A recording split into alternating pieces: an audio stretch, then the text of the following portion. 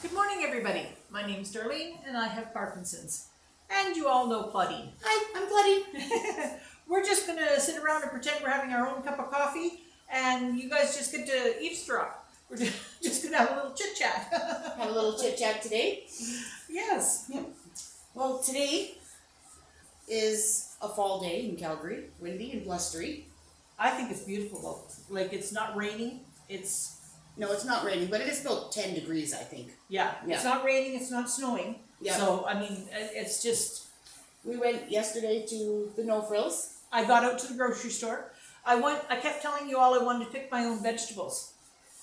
That was a no-go at the store we were at. They had terrible vegetables. Produce and No Frills was not great yesterday, so that's for sure. No, so we picked out our own meat. Yeah. Well, if you call bologna meat. Bologna's meat. Unless you don't like bologna and you tell your kids it's ham-bologna. That's right. And then they'll eat it. That was one of my stories for later. You just took my story. I ruined a story. Was it me or Cal? It was you. Yeah, because I wouldn't eat bologna, but I loved ham. And so they said it was ham-bologna. And suddenly I loved bologna. I got to remember to take that story off or else you'll hear it twice. Sorry. That's all right. You never know what I've got planned down the pike. No, but I was up late last night working on your painting. I can't wait for it. I really can't wait for it. It's going to be so exciting.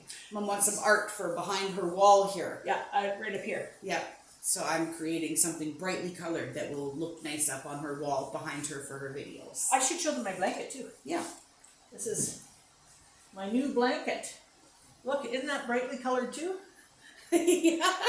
I like it. It's nice light throw. But it's very, very light, so it won't be, really heavy. So she tried to sleep with it on her bed the other night. She said she froze. It's not good enough for an overnight blanket. It was too light for an overnight blanket, that's for sure. Well, especially I had the fan on. So when you have the fan on. Yep. Yeah. Well, this blanket here behind you plugs in, so. Yeah, this one here I thought I might put on my bed with a plug-in. Yeah. But this one Claudine got me for over my legs last year. But I like it back here. Yeah. This is quite nice. Yeah. So. Oh, it's a nice day outside and, a little cool for fall, but we could still go out and get some fresh air if you want. It's always nice. Brought us coffees. We have our Tim Hortons coffee. We're happy. It's the red paper cup for me. I love the red paper cup. Actually, it's funny. There's a song about the red cups. Red Solo cup. Yeah. I fill you up. Let's have a party. My red tinnies cup. I'll fill you up. Make me happy. Oh my goodness. We're a family that breaks into song easily. Often, actually. Yes. I always used to be so embarrassed as a youngster that my mom would just burst into song whenever, but now I do it too. I remember when Ivy was little, I used to love the fact that I had a reason to play the kids' songs on the radio because I loved the kids' songs. Yeah. And it was like, but when there was just me, it seemed kind of stupid to play them. You feel silly dancing to kids' music without a kid. That's why when my dad was happy because he had a kid to take and watch the kids' movies at the theater. Yeah. He didn't want to go alone to a kids' movie at the theater. You always felt like the perv sitting in the background. You better bring a kid to the kids' movie. Oh, no. No, he would not come across as a perv. But. Oh, my goodness. Yeah. So what should we chit-chat about? Let's see. We talked about going to the grocery store. We talked about I was going to say, we don't do anything here in our life. So there isn't. It's like I talk to my father every single day on the telephone. And I always say to him, "It's nothing exciting happening here." And it's like, he goes, "Nothing happening here either." Yeah. But we talk every day. Yeah. If we didn't talk every day, we'd probably have more to talk about. But when Right. you talk every day, you're just sort of updating, the daily stuff. Yeah. I had some skunks I dealt with in my yard the other night, and They were huge. they were probably 25 pounds each at least. Oh, huge. They were living under my shed, so I blocked the fence so they couldn't get out from, back under the shed. But I did it during the day, which was not a good idea because you're supposed to do that at night when they're out. but I blocked them into my yard accidentally. So when I came home later that night, they were trapped in my yard, and I had to open the gate and very quietly wait to the side as they wandered out the gate. She'd make a great vlogger though, because what was her first thought? Bring out the camera. Yeah. I was like, oh, look at the size of these guys. Oh man. Well, I got the dog out of the car and went up to open the gate to let us into the yard, and I saw them at the last minute, and I said, oh, let's get back into the car, because my dog was about to go wild. Let's quietly get back into the car. Shoo the skunks out the gate. Oh, can you imagine if she got sprayed?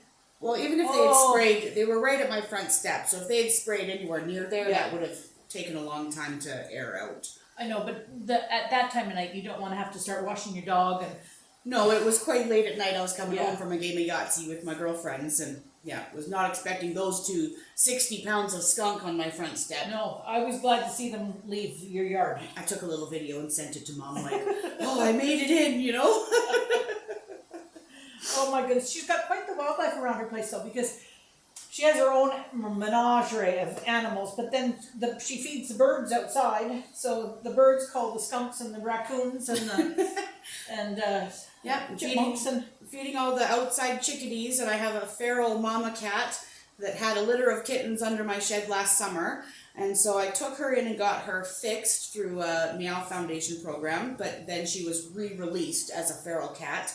But she's not going to have any more kittens. But I do put food out for her and a shelter for her, and then I've got 2 cats and a dog myself, and 2 parakeets that apparently are male and female, because one started laying eggs just recently, so looks like I'm starting a parakeet family as well.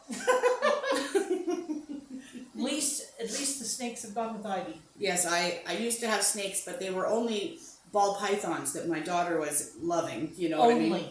Well, you know what? I did get a little more involved with the snakes and learn a lot, and wasn't as scared of them by the end, but there's no snakes in my house anymore. Oh. I like my pets to have fur or feathers. Well, my cousin Patty had a bird, and when I would go for coffee to Patty's house, I had to wear a box up on my head because she'd let it fly loose, and I didn't want it landing on me, so I put a box on like a hat, and if it landed, it was on the box. No, mine stay in their cage, but they have a luxury cage. Their cage is, 5 feet tall and, 3 feet. It's probably 15 square feet inside that cage. It's 2 little parakeets. So they got. I talk like I've seen it. Well, I've been to your yard. You've been to my yard, but I've showed you on my video. I haven't been into her house, if you can believe it, because it's downstairs. Yeah, I've got like 7 quite steep stairs coming down into my basement. But we've been on video calls where I gave you the tour and showed you the bird cage and all the stuff. But no, unfortunately, my house is in a basement suite right now. So until we combine, I'll just have to show you pictures. Right. Yeah. Which, who knows when that will be. Who knows? We'll wait and see.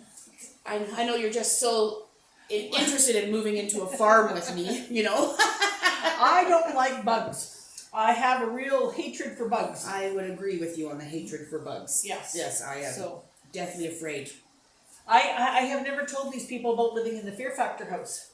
Oh. Yeah. I don't even know how you did that, because Mom's more afraid than me, mostly about bugs. When she tells about spider patrol before she could get out of bed, like, it's not something I even could imagine you living with. I don't know how I did it, but at the time we were very, very poor, and we were able to afford this one particular little space. It was 450 square feet, and there was just Bill and I. Small apartment. Well, it was just a basement, actually. It was the bottom of a house. I think Nova Scotia has bigger bugs because they're moister out there, too, isn't it? Yeah, well, they have some nasty bugs. But anyway, this house had spiders, it had beetles, it had everything. And one day, 2 snakes fell from the ceiling down to the floor. That would have been the day I Well, I did. I went outside very quickly and I said to Bill, "You are on safari. Get in there, get rid of those snakes." I didn't even They fell down the wall. And I would, in the morning, I would lay with my blanket up to my neck and say to Bill, "Okay, you're on spider patrol." And he had to make sure that on my path to the bathroom there was no spiders. But then in the bathroom before you could go in, like, I just can't even imagine you living there. Now she's up on the 2nd floor. There's ne'er a bug. In fact, none of us even would bring her in a flower because they have bugs. They have bugs in the dirt. So we know that Mom doesn't even really love to get real flowers or plants. I am so terrified of it. You know, I always didn't like spiders, but then I was bit by a brown recluse, and it was very bad. And after that, I just have a fear of spiders, and so I just you almost lost your foot. Yeah. So I had no idea at that time that a spider bite could even do something like that. I had no idea. It went totally necrotic. The whole bottom pad of her foot was like liquid underneath it. Yeah, and it was like tanned leather on the surface. And it was like a year, wasn't it, that it was like that? Oh yeah, long time. Long time. So I have a fear of it, and so now whenever we talk about living together, I keep going, but I like being up on upper floors. She wants to be on the upper floor, right? And I'm assuring her that she will be on the upper floor, and I'll take the lower floor, you know? But the thing is, I don't need as much space as you think I need. No. Because I'm struggling keeping this clean. No, we don't need a lot of space, but there has to be a door because I can't have my dog coming running through, knocking over your Pioneer Woman stand. Can you even imagine? Well, that would be the last day you saw your dog. That would be the last day we have a dog. I know. No, I tease. I would never do that. I would shed a few tears for my shelf. Oh, absolutely. But no, your dog is lovely. My dog is lovely, but she's a handful. Yeah. You know, and she's rowdy because I think we could train her to pull the wheelchair. Oh, definitely. Especially in the winter, we could get a few skis. Yeah. Make it an all year round. Dog sled.